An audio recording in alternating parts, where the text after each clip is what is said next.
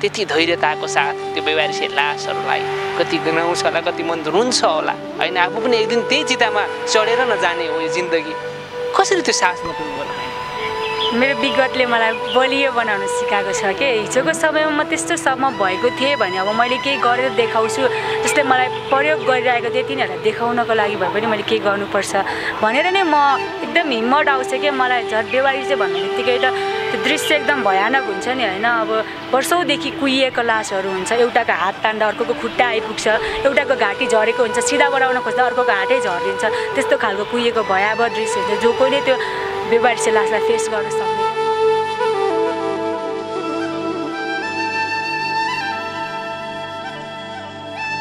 मैले यो काम गर्छु भन्दा बुवाले मलाई गर्नु हुँदैन, तिमी सानै छौ, बच्चै छौ, गर्दैनस् तँले सक्दैनस् भनेर बारम्बार भन्नुहुन्थ्यो। तर म गर्छु भनेर जिद्दी गरेपछि तिमी बेवारिसेको सेवा नै गर्ने भए हिँड भनेर मलाई सुरुमा टिचिङको सब गृहमा लिएर जानुभएको थियो। मलाई जुन स्पिडमा म सब गृहभित्र छिरेको थिएँ त्यही स्पिडमा म बाहिर आएको थिएँ, धुरुधुरु रोएर बसेको थिएँ।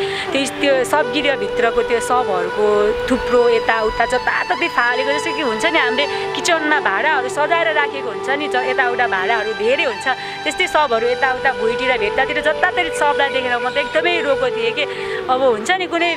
भुटको फिल्म हेरेर अनि तर्सेको जस्तो भयो।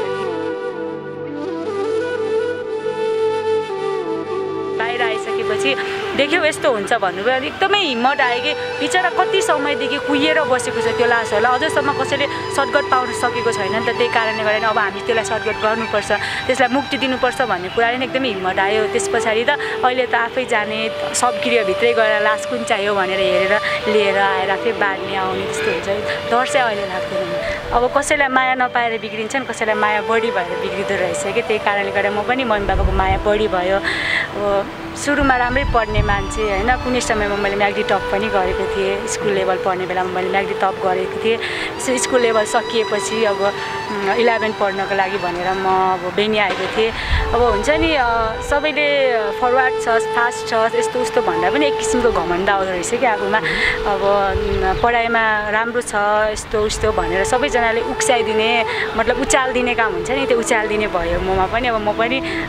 घमण्डी भन्न पुगेँ कि। त्यही कारणले गर्दा अनि मैले बढी सामाजिक सञ्जालको दुरुपयोग भयो, मैले बढी फेसबुक चलाउने, मोबाइल बढी चलाउने।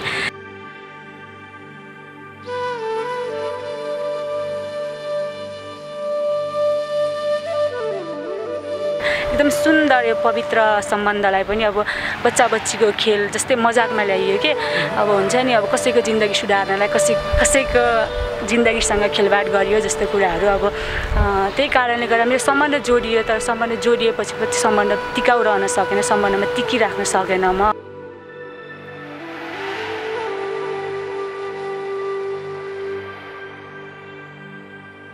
जो कोही पनि मान्छेहरू अलि दुःखमा देख्न नसक्ने कि पहिलेदेखि हुन्छ नि आफूले लगाएको कुराहरू समेत निकालेर खोलेर दिने कि। कोही दुःखमा देख्यो भने बाटोमा हिँड्ने क्रममा कुनै अब सडकको मान्छेहरू देख्यो भने होइन, उसले खुट्टामा चप्पल लगाएको छैन भने म आफ्नो चप्पल निकालिदिन्थेँ, म यति खुट्टा हिँडेर जान्थेँ। उसले ज्याकेट लगाएको छैन भने मेरो ज्याकेट खोलेर दिन्थेँ, म यत्तिकै कामदै जान्थेँ कि। तर त्यही कारणले गर्दा मेरो साथीहरूले मलाई फाइदा उठाए। मैले मम्मी भन्ने ठाउँ पनि राखेको थिएन, बाबा भन्ने ठाउँ पनि मैले राखेको थिएन कि। अहिले यहाँ यो ठाउँमा आएर सम्झिँदा एकदमै गिल्टी फिल हुन्छ। मैले मेरो मम्मीले कतिजनालाई कुरा सुनायो होला नि, हेर्नु न तेरो छोरी यस्तो, तेरो छोरी उस्तो, तेरो छोरी यस्तो गर्छ उस्तो गर्छ भनेर कतिजनाले कुरा सुनायो होला। अनि मेरो मम्मी कतिजनासँग झुक्नु भयो होला मेरो कारणले, कतिजनासँग रुनु भयो होला मेरो मम्मी। अहिले म त त्यो बेलामा त्यतिसम्म आत्मविश्वास गुमाइसकेको थिएँ कि मैले सुसाइड गर्ने कोसिस पनि गरेको थिएँ कि। अहिले म यहाँ बसेर बोल्दै गर्दा मलाई लाग्छ म त्यही सपना हो र जसले सुसाइड गर्ने कोसिस गरेको थियो जस्तो लाग्छ। मैले बारम्बार मैले आत्महत्या गर्ने कोसिस पनि गरेको थिएँ कि, तर सुसाइड सोल्युसन रहेनछ कि।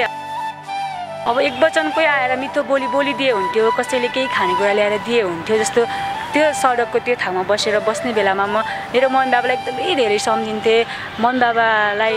के भन्नु, मैले एकदमै सम्झिन्थेँ। तर मैले मम्मी बाबालाई भन्थेन, किनकि छोरी त्यस्तो अवस्थामा छ भने त जुनसुकै हालतमा भए पनि जे गरेर भए पनि जसरी भए पनि मलाई केही न केही त गर्नुहुन्थ्यो। तर यति धेरै दुःख दिइसकेको मैले त्योभन्दा बढी दुःख दिन मैले चाहन्थेन कि। बाहिर निस्किन्छु सडकको मान्छेहरूसँग म हाँस्दिरह हुन्छु, नाच्दिरह हुन्छु, कतिपय सबै गीत गाउन नआएन भने गीत गाइदिरह हुन्छु उनीहरूसँग होइन। अब त्यो फिल मलाई छ नि त, किनकि हिजोको समयमा म सडकमा बस्ने बेला कोही मसँग आएर एक वचन मिठो बोलिदिए पनि हुन्थ्यो नि भनेर म कुरेर बस्ने, तर कोही पनि मसँग बोल्थेन किनकि आफैलाई बोलाउन अड लाग्छ गाह्रो लाग्छ होइन किनकि ठुलो ठालो मान्छेहरू उनीहरूलाई बोलाउँदा केही पो भन्ने हो कि जस्तो फिल हुन्छ नि त्यही भएर बोलाउन पनि डर लाग्छ थोरै भर थोरै माया थोरै विश्वास लिएर उनीहरू त्यो कुनामा बसिरहेको हुन्छ नि जब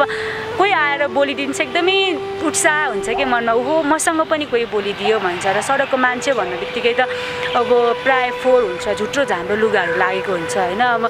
उनीहरू पनि त त्यो झुत्रो हाम्रो लुगा लगाएर सडकको कुनै कुनामा थुप्रिएको भए पनि त उनीहरूभित्र पनि सानो आत्मा हुन्छ होइन कुनै समय कसैको छोरा थियो कसैको छोरी थियो म जस्तै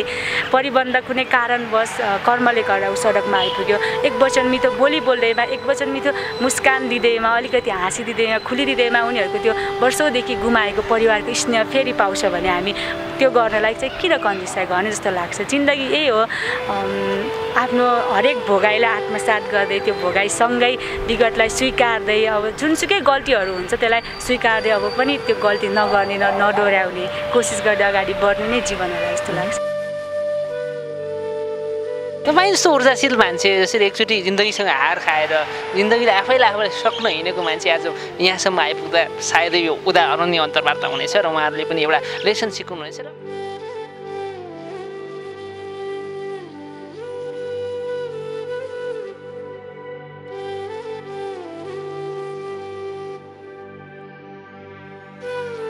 दर्शक नमस्कार अनि हार्दिक स्वागत छ तपाईँहरूमा आज एउटा अत्यन्तै रोचक अनि उदाहरणीय एउटा इन्टरभ्यू लिएर उपस्थित भएको छु तपाईँले दृश्यमा देखिराख्नु भएको छ एकदमै परिचित अनुहार जो चाहिँ उमेरले 18औं वसन्त पार गर्दै गर्नुभएका म्याग्दीमा जन्मिएकी एक सुन्दरी नायिका भनौँ या चाहिँ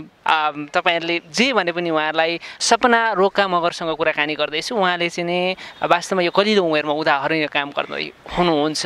व्यवहारिक रूपमा रहेको लासहरूलाई व्यवस्थापन गरेर समाजमा स्थापित भइसक्नुभएका उहाँसँग विशेष कुराकानी गर्छु यहाँलाई स्वागत गर्न चाहन्छु हस् नमस्ते धन्यवाद सन्चै हुनुहुन्छ हजुर एकदम निकै खुल्नु भएको छ नि आज म सधैँ खुलिरहेको हुन्छु म सधैँ यस्तै खुलेको भन्दा नि अब हेर्दा नायिका जस्तो देखिनुहुन्छ तर समाज सेवामा अग्रणी स्थानमा हुनुहुन्छ तपाईँले नायिका भनेर पनि दर्शक श्रोताले भन्न सक्छ सक्दैनन् अब नायिका भनेको अब फिल्म खेल्ने फिल्म खेल्ने भिडियो खेल्ने त मन होला नि त छैन है त्यस्तो छैन कसरी सुरु भयो तपाईँको यो व्यवहारिक लास व्यवस्थापन यात्रा यहाँबाट सुरु भयो व्यवहारिक लास व्यवस्थापनको यात्रा भन्न बित्तिकै अब विनयजङ बस्नेतको नाम जोडिन्छ अनि पवित्र लामा दिदी हुनुहुन्छ मेरो आदरणीय सम्माननीय बुवा हुनुहुन्छ विनयजङ बस्नेत र पवित्र लामा दिदी उहाँहरूले विगत 6 वर्षदेखि अब व्यवहारिक लास व्यवस्थापनमा निरन्तरता दिँदै आइराख्नु भएको छ अब यो 6 वर्षको अवधिभित्र कतिजनाको भनाइ खानु भएला कतिजनाको गाली गलौज सहनु भएला अब कतिजनाले प्याच्च भन्दा पनि अब मन दुखे पनि नदुखेको जस्तो गर्नु पर्दो रहेछ अब हामी पनि गरिरहेको छ कतिजनाले प्याच्च भन्छ तर पनि हाँसेर तारिराखेको हुन्छ नि त्यस्तै कतिजनासँग झुक्नु भएला त्यही कारणले गर्दा अहिले योसम्म व्यवहारिक पनि हुन्छ नै भनेर व्यवहारिकको पनि नाम चिनिने बेला भएको छ अब म कसरी जोधेँ भने अब कुनै समयमा अब विनयजङ बस्नेत त व्यवहारिकको वारिस अब सडकको मान्छेहरूको सारथी धेरैजना मान्छेहरूलाई उहाँले साथ सपोर्ट हौसला दिँदै आउनुभएको छ अब कुनै समय विगतमा मेरो आफ्नै कारणले गर्दा मैले पनि बाटो बिराएर सडकमा पुगेको थिएँ त्यही कारणले गर्दा धेरै साथ दिने सारथीहरूमध्ये असहायलाई साथ दिनेहरूमध्ये म पनि एक परेको थिएँ अनि अहिले उहाँसँगै निरन्तरता दिइरहेको छु अब हुन्छ नि यो कुरा पनि खुलाउनु पर्ने हुन्छ तपाईँ यति सुन्दरी मान्छे यति मनको यति भावनायुक्त मान्छे यति सहयोगी यति फ्र्याङ्क मान्छे कसरी सडकमा पुग्नु भयो यहाँबाट फ्र्याङ्क भन्नुभयो अब फ्र्याङ्क बानीले पनि कतिपय ठाउँमा नराम्रो हुँदो रहेछ अब हामी त जो कोहीसँग अब एउटा फ्रेन्डली भएर अब एउटा राम्रै सोचेर बोलिन्छ हाँसिन्छ खुलिन्छ होइन त्यही क्रममा उनीहरूबाट नराम्रो सोच्न पुगिँदो रहेछ कि अब जोसँग पनि हाँस्दिने बोलिदिने भन्ने बित्तिकैमा त्यो त त्यस्तो भन्ने उस्तो भन्ने यस्ता भनाइहरू हुँदो रहेछ अब कसरी भन्नुहुन्छ भने अब म एउटा सामान्य परिवारमा जन्म लिए पनि अब मेरो म्याग्दी घर बेनी बरङ्जा अब घरमा मेरो मम्मी बुवा अनि दादा दिदी हजुरआमा हुनुहुन्छ अब एउटा सामान्य खेती किसान गरेर खाने परिवारमा जन्म लिए पनि सम्पन्न नै थियो भनौँ अपुग नपुग भन्ने कुनै पनि थिएन अब कान्छी छोरी भएर पनि होला हरेक कुरामा नाइ भन्नुहुन्थेन हरेक कुराहरू पुगाइदिनु हुन्थ्यो माया एकदमै धेरै गर्ने कारणले गर्दा पनि अब कसैलाई माया नपाएर बिग्रिन्छन् कसैलाई माया बढी भएर बिग्रिँदो रहेछ कि त्यही कारणले गर्दा म पनि मम्मी बाबाको माया बढी भयो अब सुरुमा राम्रै पढ्ने मान्छे होइन कुनै समयमा मैले म्याग्दी टप पनि गरेको थिएँ स्कुल लेभल पढ्ने बेलामा मैले म्याग्दी टप गरेको थिएँ स्कुल लेभल सकिएपछि अब 11 पढ्नको लागि भनेर म अब बेनी आएको थिएँ अब हुन्छ नि सबैले फरवार्ड छ फास्ट छ यस्तो उस्तो भन्दा पनि एक किसिमको घमण्ड आउँदो रहेछ कि आफूमा अब पढाइमा राम्रो छ यस्तो उस्तो भनेर सबैजनाले उक्साइदिने मतलब उचालिदिने काम हुन्छ नि त्यो उचालिदिने भयो ममा पनि अब म पनि घमण्डी बन्न पुगेँ कि त्यही कारणले गर्दा अनि मैले बढी सामाजिक सञ्जालको दुरुपयोग भयो मैले बढी फेसबुक चलाउने मोबाइल बढी चलाउने हुन्छ नि अब हरेक मान्छेलाई दुर्व्यसनको लट हुन्छ कसैलाई अब जात रक्सी दुर्व्यसनमध्ये नै जात रक्सीको लट कसैलाई धेरै कुराको लटमध्ये यो मोबाइल चलाउने झन् बढी खतरनाक लट रहेछ कि यो जात रक्सी लागु औषध भन्दाको पनि बढी खतरनाक लट ममा बस्यो कि मोबाइल नभए म एकछिन पनि बस्न नसक्ने होइन अब मोबाइल बढी चलाउने भनौँ न अब के हेर्नुहुन्थ्यो मोबाइलमा त्यही फेसबुकहरू युट्युबहरू त्यही जस्तो मोबाइलमा त्यही सामाजिक सञ्जाल सोसियल मिडियाको बढी युज गर्ने कि मैले अब फेसबुकमा हुन्छ नि रङ्गी बिरङ्गी तरङ्गीका साथीहरू भेट हुन्छन् त्यही साथीहरूसँग बढी कुरा गर्ने पढाइमा भन्दा पनि बढी त्यही कुराहरूप्रति ध्यान जान थाल्यो अब त्यही कारणले गर्दा नै मेरो पढाइ हल्का लस हुँदै गयो भनौँ न अब पढाइप्रति त्यति ध्यान चाहिँ गएन तर पनि पढाइ राम्रै नै थियो अब त्यही पढ्ने क्रममा मेरो कसैसँग भेट भयो भनौँ न यही सोसियल मिडियाकै कारण सामाजिक सञ्जाल मायामा पर्नुभयो प्रेममा पर्नु होइन त्यो चाहिँ होइन सामाजिक सञ्जालमै अब भेट भयो त्यही कारणले गर्दा साथीको रूपमा हामी कुराकानी भइरहेको थियो होइन अब कुराकानी हुने बेलामा अब मेरो घरमा पनि साथीहरू आउने हामी पनि साथीको घरमा जाने त्यस्तो भेटघाट साथीमा भेटघाट भइरहेको थियो त्यही क्रममा म साथीको घरमा भेट्न गएको बेलामा अब कुनै परिबन्धमा भनौँ या अब के कारणले गर्दा म विवाह जस्तै कुनै बन्धनमा बाँधिनु पुगेँ कि अब मैले त होइन भन्छु तर मैले होइन भनेर समाजले होइन भन्ने कुरा त होइन किनकि अब के भएको थियो सदासुल्लो पार्दैनस् दुधको दुध पानीको पानी जनतालाई थियो नलुकाइकन भने सबै कुरा मनको पीडा जति बाँडे उति हल्लुका हुन्छ अरे मन होइन आजको दिनमा सपना राणा मगर चाहिँ रोका मगर चाहिँ को हुनुहुन्छ यो बारेमा हामी प्रष्ट जनतालाई आज खुलस्त बनाउनु अब कस्तो भन्नाले अब साथी भेट्न गयो होइन 2-3 महिनाको कुराकानी पहिलो भेट नै अब त्यस्तो हुन पुग्यो पहिलो भेट भयो त्यस पछाडि पछि थाहा पाएँ मैले आफ्नो छोरालाई अथवा हुन्छ नि कसैलाई सुधार्नको लागि कसैलाई प्रयोग गरिदिँदो रहेछ क्या म त्यही प्रयोगमा म पनि आएँ कसैको अब परिबन्ध जस्तै भनौँ अब विवाह भनेर म विवाहबाट एकदमै पवित्र हुन्छ नि होइन मेरो मम्मी बुबाले विवाह गर्नुभयो म जन्मेँ तपाईँको मम्मी बुबाले विवाह गर्नुभयो तपाईँ जन्मभयो एकदम सुन्दर यो पवित्र सम्बन्धलाई पनि अब बच्चा बच्चीको खेल जस्तै मजाकमा ल्याइयो कि अब हुन्छ नि अब कसैको जिन्दगी सुधार्नलाई कसैको जिन्दगीसँग खेलबाड गरियो जस्तो कुराहरू अब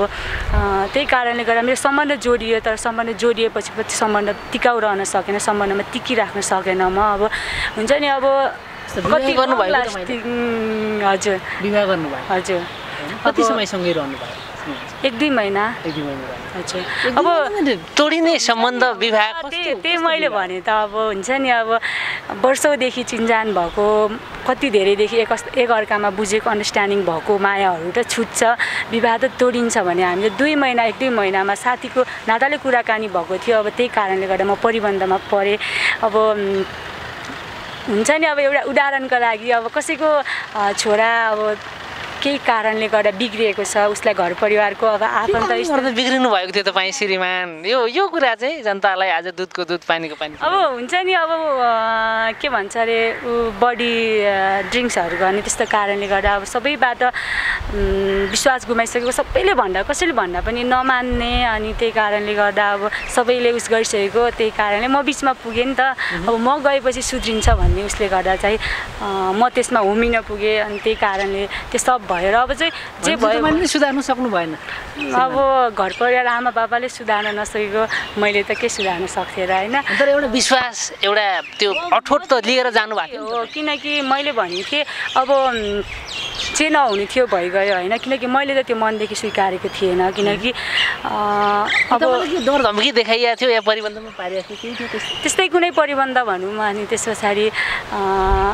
अब जे भयो नहुनु थियो भयो अब म यही सम्बन्धलाई जोगाउनुपर्छ यही सम्बन्धलाई टिकाउनुपर्छ जोडियो त्यसपछि विवाह बन्धनमा बाँधिदिनु कसरी तोडियो यो पनि खुलाइदिनु हुन्छ नि अब सायद अब उमेर परिपक्व थिएन। अब म त अहिले 18 वर्ष 16 वर्षको उमेरमा भन्नु न, अहिले 18 वर्षको उमेरमा त म त्यति परिपक्व बन्न सकेको छैन भने सोच्नु न 16 वर्षको उमेरमा म त के सही के गलत भन्ने छुट्याउन सक्ने उस पनि थिएन। किनकि म त अब तपाईँ लगायत जोसँग पनि फ्रेन्डली भएर बोलिने मेरो मनमा पाप छैन। यो कुरा चाहिँ साँचो हो। म सहीलाई सही गलतलाई गलत भन्ने मान्छे पहिल्यैदेखि होइन। सही हो भने सही हो। त्यही कारणले गर्दा कति ठाउँमा मेरो झगडा पनि हुन्थ्यो। जस्तै अब इक्जाम्पलको लागि हुन्छ नि, अब सडकमा कुनै ठाउँमा बुढाबुढी रक्सी खाएर झगडा गरिरहेको छ, बुढीलाई मजाले कुटिरहेको छ भने गएर मैले बुढालाई झाप्पड हानिदिन्थेँ कि जोसुकैको बुढा होस् त्यो मलाई फरक पर्दैन थियो। सबैजनाले भन्थे उनीहरूको पारिवारिक मामलामा तिमी किन छिरेको भन्थे। तपाईँहरू यति धेरै मान्छे भए पनि टुलुटुल हेरेर बस्नुभएको छ एउटा केटीमाथि अत्याचार गरेको भन्थे। तर लास्टमा म आफैमाथि अन्याय हो। तर मैले भने अब जे नहुनु थियो भइसक्यो भनेर मैले स्वीकारेर यो कुरालाई अब अगाडि बढ्नुपर्छ। मैले यो कुरालाई अब आत्मसात गर्दै अब जे नहुनु थियो भइसक्यो। अब एउटा व्हाइट ड्रइङ पेपरमा दाग लाग्यो त सकियो होइन। मैले होइन भनेर त मैले त होइन नै भन्छु। यो कुरालाई अझै पनि मेरो परिवारबाट पनि मान्ने छैन। मैले होइन नै भन्छु। तर होइन भने पनि मेरो यहाँ निधारमा एउटा छापिएको छ नि त। मैले होइन भनेर त सक्दैन नि त यो कुरालाई। आखिर यो कुरा त हो। भनेपछि तपाईँको सिउँदो कसैको हातबाट रङ्गिसकेको थियो? छैन छैन। त्यस्तै कुनै भएको थियो भनेको नै विवाह जस्तै कुनै बन्धनमा बाँडिएको थिएँ तर म त्यसलाई विवाह म लिँदैन भनेर भनेको थिएँ नि है। अनि त्यही कारणले गर्दा अब परिपक्व उमेर नभएको ठिकै छ त। अब जे नहुने थियो भइहाल्यो भनेर म बस्न खोजेँ तर भएन कि। अब दुनियाँले सुधार्न दुनियाँबाट नभएको म एकजनाले गर्दा कसरी हुन सक्थ्यो होइन। मलाई त एउटा बच्चालाई उहाँलाई सुधार्न सक्नु भएन त्यसपछि कसरी अगाडि बढे जिन्दगी? खेलाउन जस्तै भयो कि म बच्चालाई खेलाउन जस्तै हुन्छ नि। अब रङ्गी तरङ्गी संसारमा घुमेको अब त्यस्तै एकदम धेरै साथीहरू मेरो धेरैजना साथीहरू त्यही पनि धेरै साथीहरू पनि कस्तो भने अब दुर्व्यसनी साथीहरू हुन्छ नि। दुर्व्यसन फस्नु छैन म थिएन अब रिहेबिलिटेसन सेन्टर बसेर आएको साथीहरू अनि कोही युजर साथीहरू त्यस्तो खालको साथीहरू तिनीहरूले युज गर्छन् भनेर पनि मलाई धेरै पछि थाहा भयो। किनकि अब उनीहरूले ममाथि एकदम के भन्छ इमोसनल ब्ल्याकमेल भन्छ नि। अब म चाहिँ जो कोही पनि मान्छेहरू अलि दुःखमा देख्न नसक्ने कि पहिल्यैदेखि हुन्छ नि आफूले लगाएको कुराहरू समेत निकालेर खोलेर दिने कि कोही दुःखमा देख्यो भने बाटोमा हिँड्ने क्रममा कुनै अब सडकको मान्छेहरू देख्यो भने होइन उसले खुट्टामा चप्पल लगाएको छैन भने म आफ्नो चप्पल निकालिदिन्थेँ। म यति खुट्टा हिँडेर जान्थेँ। उसले ज्याकेट लगाएको छैन भने मेरो ज्याकेट खोलेर दिन्थेँ। म यत्तिकै कामदै जान्थेँ कि। तर त्यही कारणले गर्दा मेरो साथीहरूले मलाई फाइदा उठायो कि किनकि यसलाई त दुःख देखायो भने यो त पग्लिन्छ भन्ने कुराहरू हुन्छ नि। अब युज गरिएको हो उनीहरूलाई अब आफ्नो व्यक्तिगत स्वार्थको लागि त्यो कुनै कुराहरू खानुपर्छ नि उनीहरूलाई। मलाई त थाहा थिएन। मैले त धेरै पछि थाहा भए मसँग हुन्छ नि मम्मी बिरामी रूपमा युज गरियो कि शारीरिक रूपमा? मम्मी बिरामी हुनुहुन्छ मलाई अलिकति पैसा चाहियो होइन। अब दादाको एक्सिडेन्ट भएको छ, दिदीको एक्सिडेन्ट भएको छ, मलाई पैसा चाहियो। त्यस्तो कुराहरूले म चाहिँ अब होला त अब भनेको छ होला नि त भनेर घरमा मागेर हुन्छ धाँतेर हुन्छ यस्तो काम पर्यो उस्तो काम पर्यो भनेर हुन्छ मम्मीसँग झुट बोलेर हुन्छ मैले उनीहरूलाई पैसाहरू दिन्थेँ कि। तर लास्टमा पछि पो थाहा भयो कि उनीहरूले त आफ्नो व्यक्तिगत आफ्नो शरीरमा भएको त्यो शरीरले मागेको कुरा खानको लागि भनेर मसँग त्यसरी युज गरेको रहेछ भनेर धेरै पछि थाहा पाएँ। त्यस पछाडि पनि उनीहरूले थाहा पाइसकेपछि पनि म प्रयोगमा आइदिरहेँ कि उनीहरूले मलाई बारम्बार प्रयोग गरेँ म प्रयोगमा आइदिरहेँ। अब धेरै छन् यिनीहरूमध्ये केटाकेटीहरू उत्तिकै मात्रामा छन्, केटीहरू पनि धेरै छन्, केटाहरू पनि धेरै छन् साथीहरू। अब नाम तोकेर भन्दा त उनीहरूको उसमाथि धब्बा लाग्न सक्छ होइन। किनकि उनीहरू त इज्जतिलो मान्छे। अब अहिले यहाँ आएर सम्झिँदा पनि एकदमै गिल्टी फिल हुन्छ। म कस्तो साथीहरूको सङ्गतमा परेँ जो कुनै धेरै पश्चाताप लाग्छ तपाईँलाई? जस्तो रुन मन लाग्छ रातभरि रुनुहुन्छ? म त रुन्छु सधैँ। म अरूको अगाडि म खुलेर कहिले पनि रुँदैन। यो कुरा चाहिँ सत्य हो होइन। म एक्लै हुँदा रुन्छु। म राति सुत्ने बेला अथवा पूजा गर्ने बेला भगवान्को अगाडि एकदमै रुन्छु। म जति को रुन्छ होला जस्तो लाग्छ कि यो संसारमा म जतिको को रुन्छ होला यो संसारमा। तपाईँको बिस्तारै आँसुको हालमा सधैँ त्यस्तै हुन्छ होइन। अनि त्यसको के कुराहरू चाहिँ तपाईँलाई त्यति धेरै चित्त दुख्छ मनमा? के कुराहरू चित्त दुख्छ भने अब मैले मम्मी भन्ने ठाउँ पनि राखेको थिएन, बाबा भन्ने ठाउँ पनि मैले राखेको थिएन कि। अहिले यहाँ यो ठाउँमा आएर सम्झिँदा एकदमै गिल्टी फिल हुन्छ। मैले मेरो मम्मीले कतिजनालाई कुरा सुनायो होला नि। हेर्नु न तेरो छोरी यस्तो, तेरो छोरी उस्तो, तेरो छोरी यस्तो गर्छ उस्तो गर्छ भनेर कतिजनाले कुरा सुनायो होला। अनि मेरो मम्मी कतिजनासँग झुक्नु भयो होला मेरो कारणले, कतिजनासँग रुनु भयो होला मेरो मम्मी। अहिले म त त्यो बेलामा त्यतिसम्म आत्मविश्वास गुमाइसकेको थिएँ कि मैले सुसाइड गर्ने कोसिस पनि गरेको थिएँ कि। अहिले म यहाँ बसेर बोल्दै गर्दा मलाई लाग्छ म त्यही सपना हो र जसले सुसाइड गर्ने कोसिस गरेको थियो जस्तो लाग्छ। मैले बारम्बार मैले आत्महत्या गर्ने कोसिस पनि गरेको थिएँ कि। तर सुसाइड सोल्युसन रहेनछ कि। अब हुन्छ नि सक्नु भएन सुसाइड गर्न कतिचोटि कोसिस गर्नु 2-3 चोटि कोसिस गरेको थिएँ अब मम्मीलाई जो चाहिँ नि आफ्नो रगतको नाता होइन आफूले खाइ नखाइ गरेर कति भोकै कति तिर्खाइ गरेर आधा पेट खुवाएर हुर्काउनु भयो बढाउनु भयो तपाईँलाई 9 महिना पेटमा राखेर कति चाहिँ दिशा पिसाबहरू पखालिदिनु भयो होला उहाँ अझ तपाईँलाई हेरिराख्नु भएको छैन अब सन्देश के जान्छ मेरो छोरी चाहिँ अब चाहिँ सुध्रेछ है भन्ने मम्मीले त अब आफ्नो छोराछोरी त आमा बाबाको लागि कहिले पनि गलत हुँदैन होइन अब म सडकको जिन्दगी पनि मैले अब त्यही कारणले गर्दा अघिको कुरामा जोडौँ है अब के कारणले छुट्टिनु भयो भन्नुभयो अरे होइन हामी एकअर्कामा परिपक्व थिएन उसले मबाट जे आश गरेको थियो सायद त्यो मैले दिन सकेन र जुन विश्वासले म त्यो सम्बन्धमा जोडिएको थिएँ त्यो विश्वासमा टिकाउन सकेन उसले त्यही कारणले गर्दा छुट्यो अब धेरै टर्चरहरू हुन्छ त्यस्तो कुराहरूले गर्दा पनि म छुट्टिए हुन्छ यस्तो सम्बन्धमा बस्नु भने किन बस्नु उहाँले तपाईँबाट के चाहिँ आश गर्नु भएको रहेछ तपाईँलाई त मैले जे सक्छु त्यो त गर्ने कोसिस त मैले त गरेकै थिएँ होइन अब आफूले खाइ नखाइ हुन्छ एकदम गर्नेको त्यस राम्रो गर्ने कोसिस गरेको थिएँ तर हुन्छ नि अब कतिपय समयमा आफूले राम्रो गर्न खोज्दा पनि राम्रो भइदो रहेनछ कि त्यही कारणले गर्दा पनि भयो अनि त्यस पछाडि म म्याग्दी गएँ फेरि पुनः म्याग्दी गएँ अब यस्तो सम्बन्धमा के बस्नु भनेर अब सम्बन्धबाट छुटेर म म्याग्दी गयो अब गाउँमा पनि हुन्छ नि त्यस्तै खालको मान्छेहरू हुन्छन् तरङ्गीका कुराहरू एउटाले एउटा कुरा सुनाउँछ अर्कोले अर्को कुरा सुनाउँछ होइन त्यही कारणले गर्दा म बस्न सकेन क्या फेरि अब म चाहिँ एउटा सानो कुरालाई पनि धेरै मनमा लिइराख्ने त्यही कुराले म बिरामी हुने त्यस्तो खालको कुराहरू हुन्थ्यो त्यही कारणले गर्दा म धेरै बिरामी भएर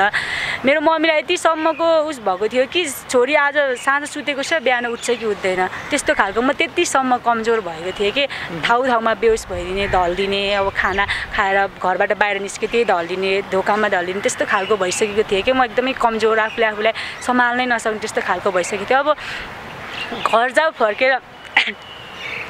घरमा फर्केर जाउँ त अब सबै बाटोहरू मैले काटिसकेको छु होइन अब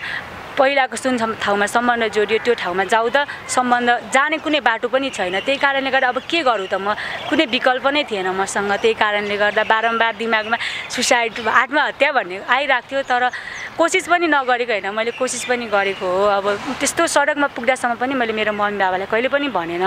अब एक वचन कोही आएर मिठो बोलिदिए हुन्थ्यो कसैले केही खानेकुरा ल्याएर दिए हुन्थ्यो जस्तो त्यो सडकको त्यो ठाउँमा बस्ने बेलामा म मेरो मम्मी बाबालाई एकदमै धेरै सम्झिन्थेँ मम्मी बाबालाई के भन्नु मैले एकदमै सम्झिन्थेँ तर मैले मम्मी बाबालाई भन्थेन किनकि छोरी त्यस्तो अवस्थामा छ भने त जुनसुकै हालतमा भए पनि जे गरेर भए पनि जसरी भए पनि मलाई केही न केही त गर्नुहुन्थ्यो तर यति धेरै दुःख दिइसकेको मैले त्योभन्दा बढी दुःख दिन मैले चाहन्थेन कि मम्मी बाबालाई त्यही कारणले गर्दा म चुपचाप बसिरहेँ अनि अति भएपछि असह्य भएपछि अब सडकमा कति दिनसम्म खाना नखाइकन नखाइकन म बसेँ होइन अब अरू आउँछ ठुलो हेरेर बस्ने म त्यस्तोसम्म भएको थिएँ त्यही कारणले गर्दा असह्य भएर म म्याग्दी गइसकेपछि पुनः फर्केर आएपछि अब चाहिँ केही गर्नुपर्छ भनेर मम्मी बाबाले एकदमै हौसला दिनुभयो हौसला दिने क्रममा अब विनय बाउसँग त राम्रो कहिले कस्तो कुराकानी हुन्थ्यो कुराकानी गर्ने क्रममा मलाई गाली गर्नुहुन्थ्यो कि एकदमै गाली गर्नुहुन्थ्यो फोनमा कहिले कस्तो म्यासेजमा कुरा हुन्थ्यो त यस्तो हुने होइन यस्तो होइन यस्तो गलत हो भनेर मलाई बारम्बार झस्काइराख्नुहुन्थ्यो म त अब त्यही आफ्नो रङ्गीन दुनियाँमा रमाएको मान्छे रङ्गीन दुनियाँमा यता वा उता वा साथीहरूले उचालिदिने त्यही कुरामा हराएको मान्छे अब म खुसी भएको देख्न चाहँदैनन् जस्तो लाग्थ्यो कि विनय बाउ लगायत मेरो बुवा आमा मेरो दिदी दादाले मेरो बारेमा राम्रो भएर 2-4 शब्द गाली गर्दा म खुसी भएको देख्न चाहँदैनन् जस्तो लाग्थ्यो अनि म उनीहरूसँगै रिसाएर बसिदिन्थेँ कि साथीहरूको लागि त्यही साथीहरूको लागि जसले मलाई कुनै समय पनि आफ्नो सोचेको थिएन कि अनि विनय सबैजनाले अब विनयको छोरी भनेर भन्नुहुन्छ मलाई बुवाले पनि मलाई दागबोटी दिने छोरो भन्नुहुन्छ एकदमै दुःख लाग्छ होइन मृत्यु कसले देखेको छ र अब ढिलो चाँडो भन्दा अगाडि म नै पो मर्छु कि तर कथम कठाजित केही भएको खण्डमा मलाई दागबोटी दिने मेरो छोरो भनेर भन्दा एकदमै गर्व लाग्छ कि प्राउड हुन्छ कि म विनय जङ बस्नेतको छोरी रे भन्दा नि एकदमै खुसी लाग्छ र हिजोको त्यो विगत कस्तो खालको परिबन्धमा म फसेको थिएँ कस्तो खालको भुमरीमा म हराएको थिएँ भन्दा आफैलाई गिल्टी फिल हुन्छ यहाँसम्म आउँदै गर्दाखेरि तपाईँलाई बाबा मम्मीले यति बेला हेर्दै हुनुहुन्छ होला तपाईँको शुभचिन्तकहरूले आफन्तहरू के सन्देश दिनुहुन्छ एकचोटि छोरी सडकमा थिए बिग्रेर गएकी थिए उहाँहरूलाई के एकदमै सबैको विश्वास मैले गुमाइसकेको थिएँ कुनै समयमा होइन अस्ति भर्खर पनि हामी गाउँमा गएको थिएँ त्यो बेलामा म आफूलाई सम्हाल्नै सकेन कि त्यतिसम्म सम्मान गर्नुभएको थियो कि हाम्रो गाउँमा जाँदा अब त्यो बेलामा त्यस्तो भएको छोरी होइन अब व्यवहारिक व्यवस्थापनमा लागिरहेको छ भनेर जब हामी गाउँ पुग्यौँ तब तलैसम्म आउनुभएको थियो कि गाउँको सबैजना त्यो आमासम्म बुवासम्म हुन्छ नि उहाँहरू जम्मा भएर तलसम्म आउनुभएको थियो त्यो मादल बजाएर अनि उहाँहरूको हाम्रो गाउँको संस्कृति अनुसार एकदमै भव्यसँग सम्मान गरेर टिका लगाएर उहाँको झ्याउरे गीतहरू गाएर डोरी बसेर एकदमै रमाइलो तरिकाले सम्मान गर्नुभएको थियो। म एकदमै धेरै रोएको थिएँ मम्मीको काखमा त्यो बेलामा गएर मम्मीको काखमा रुँदाको सबै दुःखहरू भुलाएर मम्मीको काखमा रुँदाको खुसी नै बेग्लै के। अब त्यो हिजोको समय मैले सबैजनाको विश्वास गुमाएको आफन्त इष्टमित्र मेरो दिदी दादा मम्मी बाबा सबैको विश्वास मैले गुमाएको। अहिले बिस्तारै त्यो गुमाएको विश्वासहरू मैले फिर्ता पाउँदै आएको छु, त्यो गुमाएको विश्वासहरू मैले लिँदै आएको छु। त्यो सम्मान देखेर म होइन मेरो बुवा विनयजङ बस्नेत सुद्धा रुनु भएको थियो कि त्यति ठुलो सम्मान गर्नुभएको थियो कि गाउँमा कि हिजोको समयमा सबैबाट बहिष्कार भएको मान्छे अहिले त्यही गाउँमा पुनः फर्केर जाँदा त्यति ठुलो सम्मान पाउँदा मेरो खुसीको त कुनै सीमा नै रहेको थिएन। त्यो फेरि फर्केर त आउनै मन थिएन तर के गर्नु यहाँ पनि आउने पऱ्यो सडकमा मान्छेहरू व्यवहार चाहिँ यत्तिकै हुनुहुन्छ।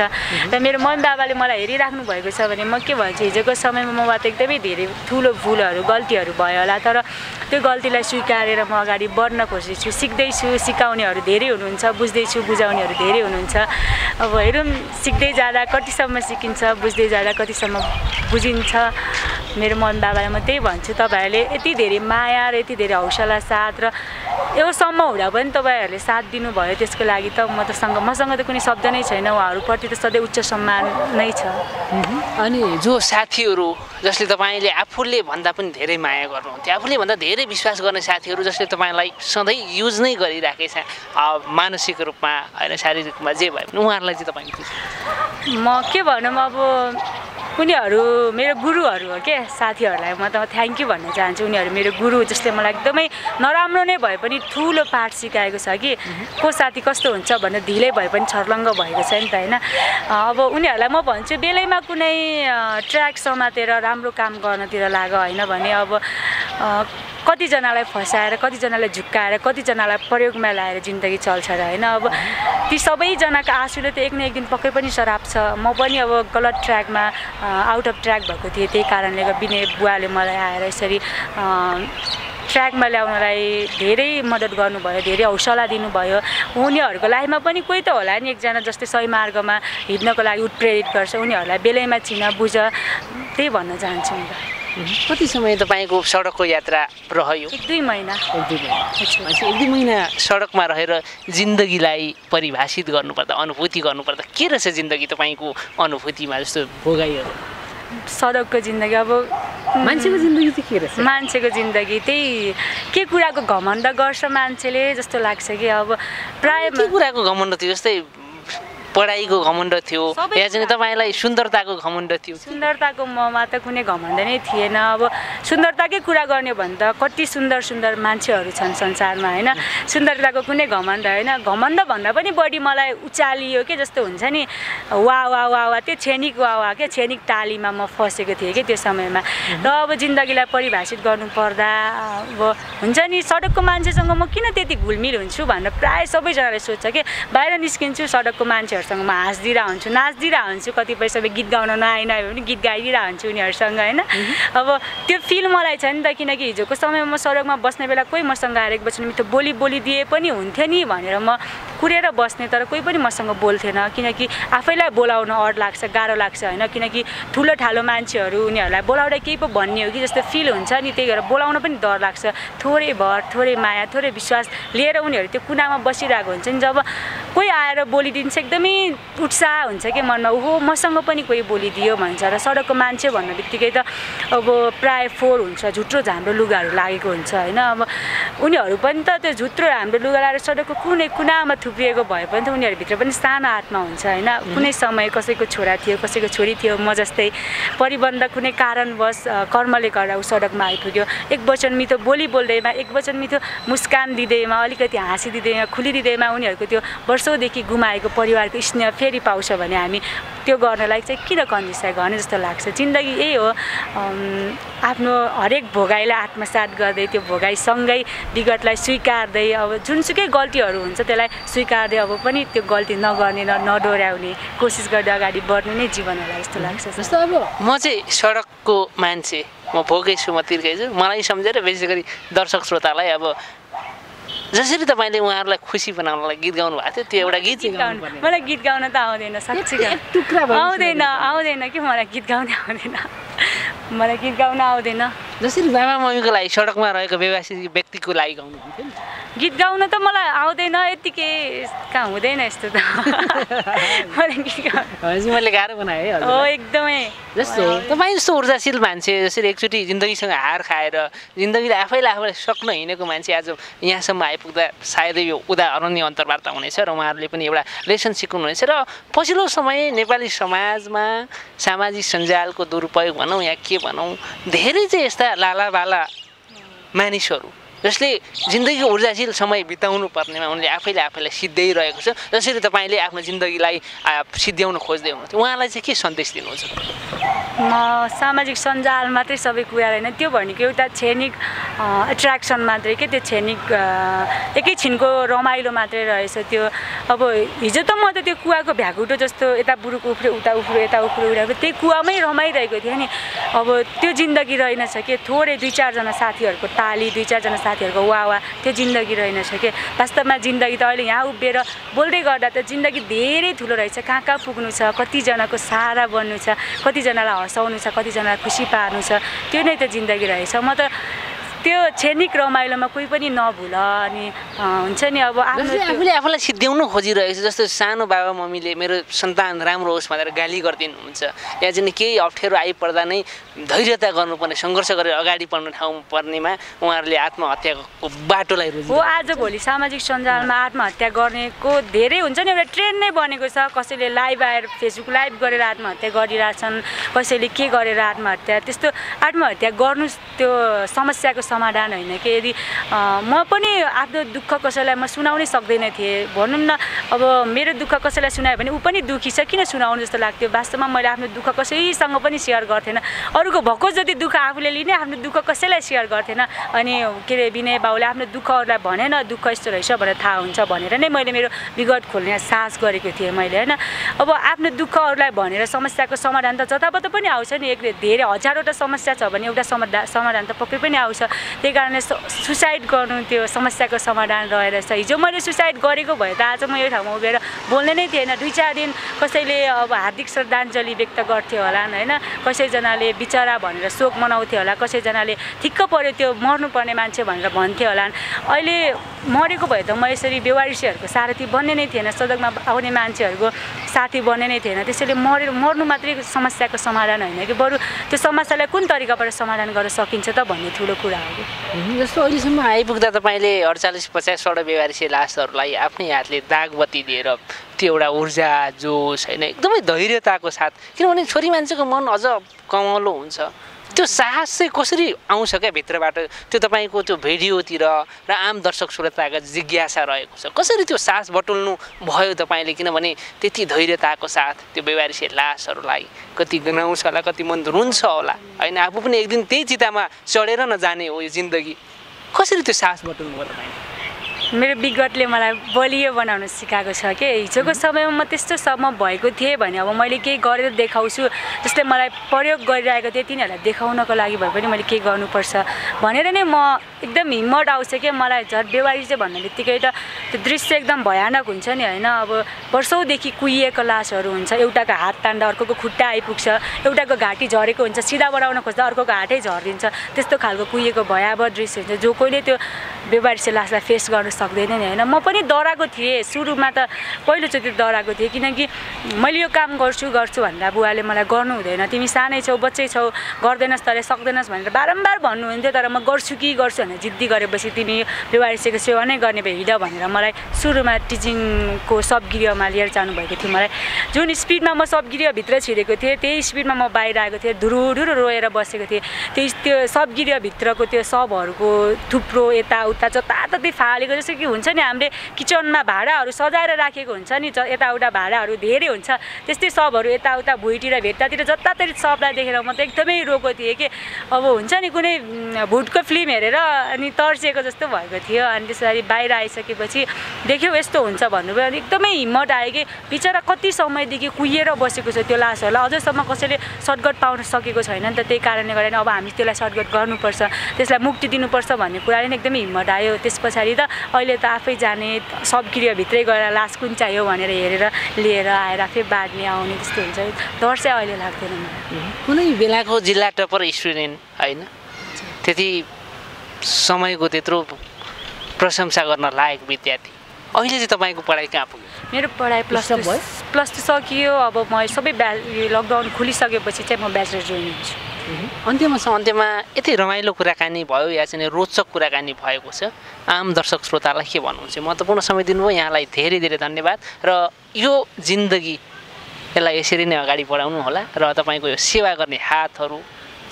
कतै पनि डग नमगाइकन अगाडि बढिरहोस् तपाईँलाई धेरै धेरै शुभकामना छ विशेष गरी विनयजङ सरलाई हृदयदेखि सलाम गर्न चाहन्छु उहाँ जस्तो साहसी व्यक्तित्व समाजको लागि चाहिन्छ र उहाँको कारण तपाईँ आज यो ठाउँमा हुनुहुन्छ के भन्नुहुन्छ तपाईँहरूले दिनुभएको साथ सपोर्ट माया हौसला मेरो लागि दिन प्रतिदिन थपिने ऊर्जा र जिम्मेवारी हो तपाईँहरूले दिनुभएको हौसला साथ सपोर्टलाई म सधैँ जिम्मेवारीपूर्वक वफादार भएर वहन गर्नेछु र एकदमै धन्यवाद